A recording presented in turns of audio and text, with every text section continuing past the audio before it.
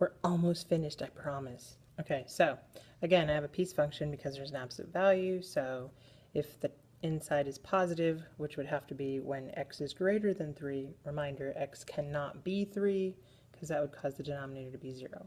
Then this thing will equal 1, and so it's going to look like this. We've graphed one of these before, and it'll be -1 because if the inside is negative, I have to flip the sign. That's the reason for the negative out here in front. So that'll be -1 if x is less than 3, so it's going to look like this. So I have a non-removable jump. So make that note in your notes, and I will erase and move on to letter E. Okay, so by graphing this piece function, I can see that it's actually continuous everywhere. Awesome! Because that little green dot, although it was open on the red, it was actually filled in the green, so I technically do not have to lift my pencil. Okay, so I graphed this next one, tangent of pi over 2x, remembering that the period for tangent is pi over b, and my b value is here in front of x, which reduces down to just 2. So it's going to complete itself at 2. And there's no phase shift, so phase shift would be 0. So I would start at 0, and I would complete a full cycle at 2, which is exactly what I did, because a full cycle is this upper piece and the lower piece, and then it starts to repeat. And so what I notice is there are non-removable vertical asymptotes on every odd number.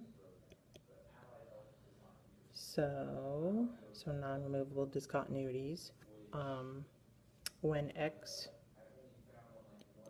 is any odd integer.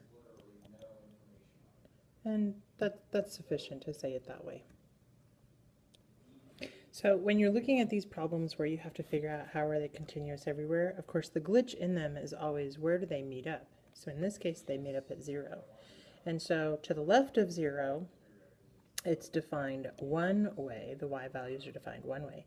And then to the right or equal to 0, they're defined a different way. So if I want it to be continuous, I need to make sure that the two pieces meet. So I'm going to look at what happens when I get at 0 for both of those pieces. What I need is for them to actually be equal. In other words, they give me the same y value. And so on the left side, I remember that when I have the limit as x is approaching 0 of this, it equals 1. And this, of course, can be pulled out into the front as a coefficient.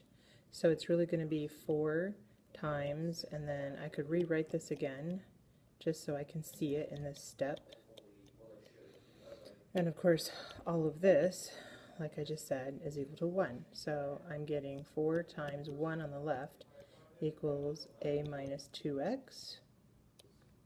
And of course, I should have put the little limit, their limits have to be the same from the left and the right.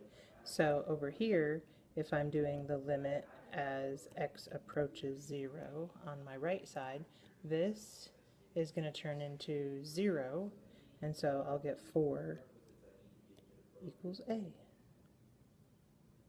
So they have to be approaching the same y value, so that's why I want to look at their limits, and I want to make sure that their limits are the same in order for me to not have to pick up my pen and make that function continuous.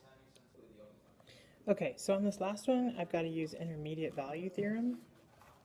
And so I'm going to look and see, remember this is my a and my b value, so they're my domain values, and I need to see what their y values are. So I'm going to plug them in.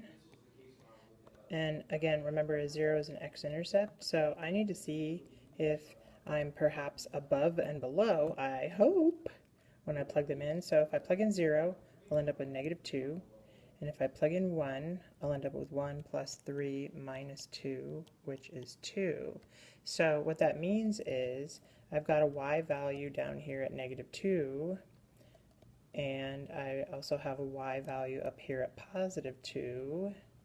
And so when I connect that with a continuous curve,